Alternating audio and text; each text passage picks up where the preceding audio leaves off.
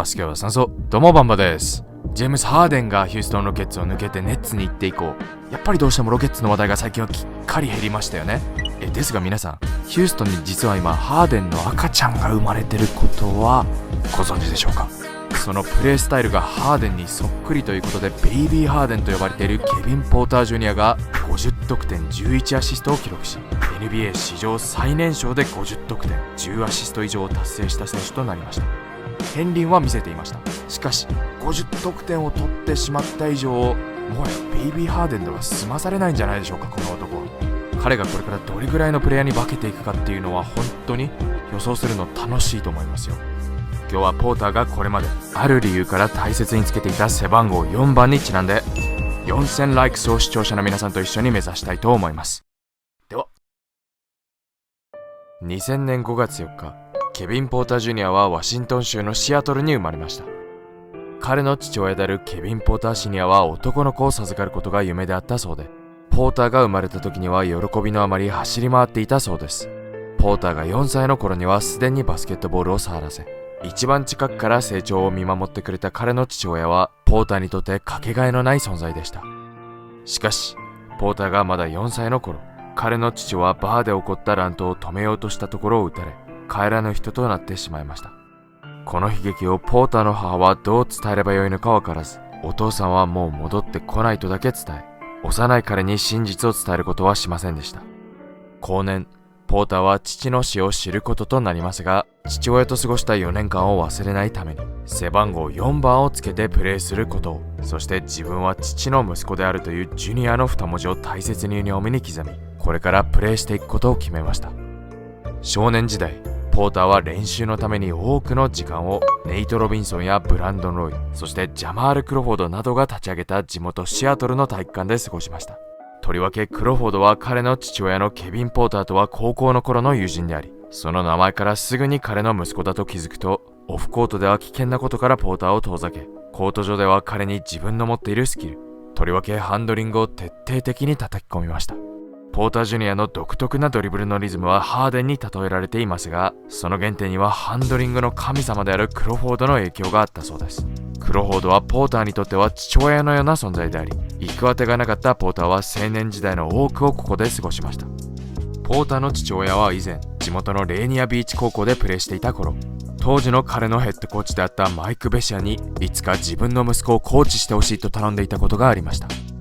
父の後を追い、ポーターはレーニアビーチ高校に進学し、父親譲りの身体能力とクロフォード仕込みのハンドリング、そして自らの努力でポーターは瞬く間にワシントン州で一番のプレイヤーへと成長していき、このダンクが SNS を通じて話題となったことで全米中にその名前を轟かせていきました。人生において一番の理解者になっていたであろう父親がいないことから、悪いパフォーマンスをした日には崩れてしまうこともあった彼でしたが、コーチたちの支えやクロフォードに至っては恋愛相談にまで乗ってもらうことまであり、その度に立ち直り、ポーター・ジュニアは5つ星プレイヤーとして南カリフォルニア大学へと進学していきました。そのキレキレのドライブと身体能力で瞬く間に活躍し始めたポーター。何より彼のプレーには花がありました。そのプレースタイルからスカウトたちからもジェームズ・ハーデンに比較され始め、来たる2019年の NBA ドラフトではトップ10指名が期待され始めていました。しかしコート外で起こしてしまったチームも公表できないレベルの問題により、ポーターは残りのシーズンを出場停止にされてしまいました。このことで NBA に行くチャンスを完全に失ってしまったかのように思い、あまりのショックに父はきっと僕のことを誇りに思っていないだろうと、さらに自分を傷つけていってしまったポーター。どん底に落ちた彼のバスケキャリアですが、 NBA 行きの夢をつかむため学校外では近くのマンバアカデミーで練習を積み、プレーできずともコンディションを維持していた彼は最後の数試合をプレーすることを許され、そのパフォーマンスは衰えてはいませんでした。才能とポテンシャルだけで言えば、この年ザイオン・ウィリアムソン、ジャー・モラントと続いていたほどの逸材であったポーターですが、オフコートでの問題と感情的に不安定でありすぎることは彼の評価を大きく下げ、1巡目全体30位指名にまで転落した彼はミルウォーキーバックスに指名されると、その後すぐにクリーブランドキャバリアーズへとトレードされていきました。その実力は間違いなく1年目からポテンシャルの片鱗を見せていたポーターとはいうものの、やはりちょっと悪なところもあるポーター。審判に肩をぶつけて1試合出場停止になったりと、1年目から予兆はあったものの、2年目のシーズンが始まる前、車の中で彼がマリファナと銃を所持しているところが見つかり、逮捕されてしまうなど、彼はやっと掴んだ成功を繰り返し自らの手で壊してしまうところがあります。そしてその根底には常に父親がいない孤独感がありました。彼が真っ暗な絵に自殺を図るようなインスタグラムでの投稿をした際にはキャバリアーズの球団を大いに動揺させました。キャバリアーズの関係者は誰も彼が特別なプレイヤーになれることを疑ってはいませんでした。しかし何度も球団からの信頼を裏切り続ける彼を裏では諦め始めていたチームは、トレードでトーリアン・プリンスが新しくチームに加わった際、ポーターに無断で彼のロッカーから彼の所持品をどかし、プリンスにその場所を譲りました。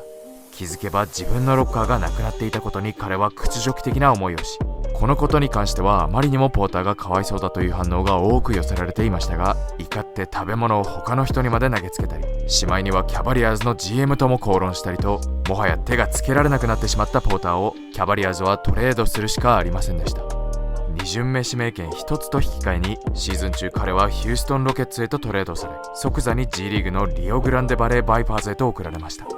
再び NBA に行くための段階に後戻りしたポーター。しかし好き勝手暴れてチームを追い出されたことは彼のキャリアにとっては予想外にベストな出来事だったのかもしれません。 G リーグを支配したポーターはヒューストンロケッツに加わると、キャバリアーズにいた頃とは異なりスーパースターレベルでボールを持ってシュートを打つことを許され始めました。ロケッツの新ヘッドコーチのスティーブン・サイラスは開幕前、ハーデン中心のゲームプランを入念に組んでいたため、ポーターを信頼しハーデンの役割を任せ、 OKC で隠されていた才能をヒューストンで開花させたハーデンのように、彼と同じく左利きのオールラウンダーはヒューストンでその才能を開花させていきました。ポーターはキャリアハイの50得点をスコアします。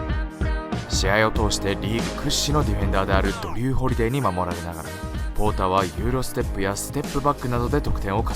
ロケッツを勝利に導き、50得点11アシストというとんでもないスタッツを残した彼は NBA 史上最年少で50得点10アシスト以上を達成した選手となり、ロケッツファンにとってもこれはいなくなったはずのハーデンがぼんやりコートに見えた瞬間だったのではないでしょうか。現在まだ20歳、役割は違えど20歳の頃のハーデンと比べても全く引けを取らないプレイヤーだと思います。ハーデンはその後めちゃくちゃ伸びましたが、視聴者の皆さんはケビン・ポーター・ジュニアがこれからどれぐらいのプレイヤーになっていけると思いますか？また彼はヒューストンでジェームズ・ハーデン2世となっていけるでしょうか？ぜひ皆さんの意見を教えてください。そして良ければチャンネル登録もぜひよろしくお願いします。それじゃあ次の動画でお会いしましょう。バイバイ。